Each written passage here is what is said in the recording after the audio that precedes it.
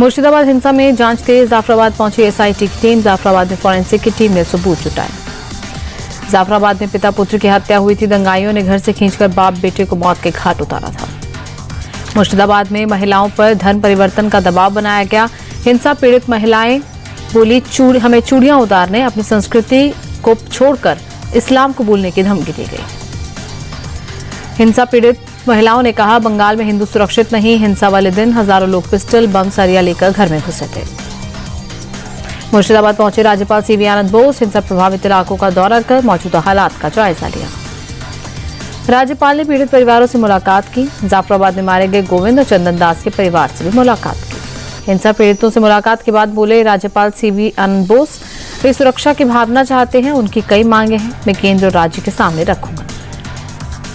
राष्ट्रीय महिला आयोग की टीम मुर्शिदाबाद पहुंचे, हिंसा प्रभावित इलाकों का दौरा किया।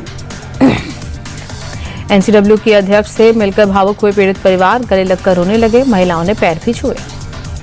हिंसा पीड़ित परिवारों से मुलाकात के बाद एनसीडब्ल्यू चीफ विजया रहाटकर बोली, यहाँ लोग बहुत तकलीफ में हैं, बहुत अमानवीय घटना हुई। पीड़ितों की मांगों को सरकार के सामने रखेंगे। नोएडा में विश्व हिंदू परिषद का प्रदर्शन। मुर्शिदाबाद हिंसा और ममता सरकार के खिलाफ जमकर नारेबाजी की। कुणाल हत्याकांड के बाद से सीलमपुर में तनाव। आज भी इलाके में हिंदुओं का प्रदर्शन, घरों पर पलायन के पोस्टर्स। कुणाल मर्डर का मुख्य आरोपी साहिल और दिलशाद अब भी फरार। दिल्ली पुलिस की 10 टीमें दोनों की तलाश में जुटी। दिल्ली में अवैध नॉनवेज की दुकानें बंद। मंत्री मनजिंदर सिंह सिरसा के अल्टीमेटम के बाद दुकानों को बंद किया गया। हैदराबाद में एआईएमआईएम के ऑफिस में होगा वक्फ कानून के खिलाफ प्रदर्शन। ओवैसी के साथ एआईएम-पीएलबी के अध्यक्ष सैफुल्लाह रहमानी भी मौजूद रहेंगे। आज के प्रदर्शन में तेलंगाना और आंध्र प्रदेश के एआईएम-पीएलबी के मेंबर के साथ तेलंगाना और आंध्र प्रदेश के बड़े बड़े मुस्लिम संगठन भी शामिल होंगे। जमात उलेमा हिंद, जमात इस्लामी भी प्रदर्शन में हिस्सा लेंगे। वक्फ कानून को लेकर इंडिया टीवी से बातचीत में एआईएम-एमआईएम प्रमुख ओवैसी बोले, ये कानून संविधान के खिलाफ, मुसलमानों से वक्फ प्रॉपर्टी छीनी जा रही। ओवैसी बोले, ये कानून असंवैधानिक है, वक्फ बोर्ड के साथ भेदभाव कर रही सरकार। ओवैसी का सरकार पर आरोप। बोले, सरकार ने बिल लाने से पहले सभी पक्षों से बात नहीं की। पीएम मोदी देश को गुमराह कर रहे हैं। ओवैसी बोले, कानून से दाऊदी बोहरा मुसलमानों को कोई फायदा नहीं। दाऊदी बोहरा मुस्लिम वक्फ बोर्ड में शामिल नहीं होना चाहते।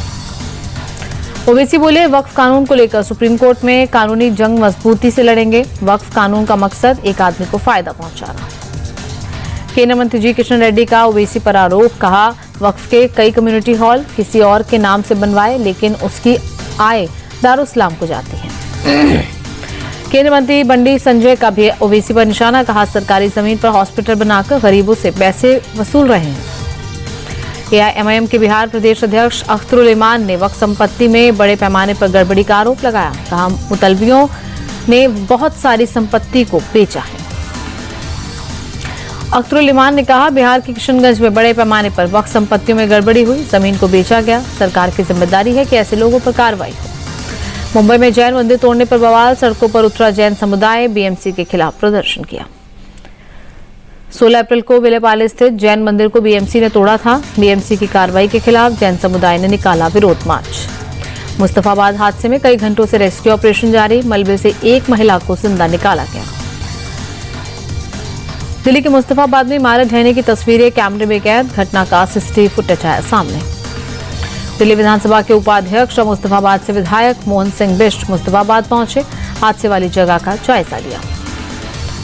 मुस्तफाबाद हादसे पर बीजेपी विधायक मोहन सिंह बिष्ट बोले, प्रशासन की लापरवाही से हादसा हुआ। मुस्तफाबाद हादसे पर सीएम रेखा गुप्ता ने दुख जताया। कहा, हादसा अत्यंत दुखद, घटना की जांच के आदेश दिए।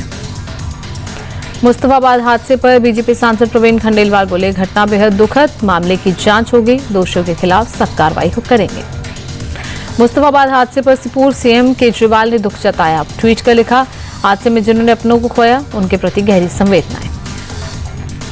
आगरा पहुंचे सपा प्रमुख अखिलेश यादव। राणा सांगा पर विवादित बयान देने वाले सपा सांसद रामजी लाल सुमन के घर जाकर मुलाकात की। अखिलेश बोले, रामजी लाल सुमन के घर साजिश के तहत हमला हुआ। साजिश में योगी के स्वजाति विधायक शामिल। अखिलेश बोले, आगरा में तलवारें बंदूकें लहराई गईं। दलितों अल्पसंख्यकों को डराने की कोशिश हो रही। आगरा में अखिलेश बोले, हमले के पीछे सरकार का समर्थन, हमलावरों का इरादा जान लेने का था, दोषियों के खिलाफ सख्त कार्रवाई। सपा और कांग्रेस पर सीएम योगी का बड़ा हमला। बोले सपा और कांग्रेस नया जाति संघर्ष शुरू कर रही, ये औरंगजेब का महिमा मंडन करने वाले लोग।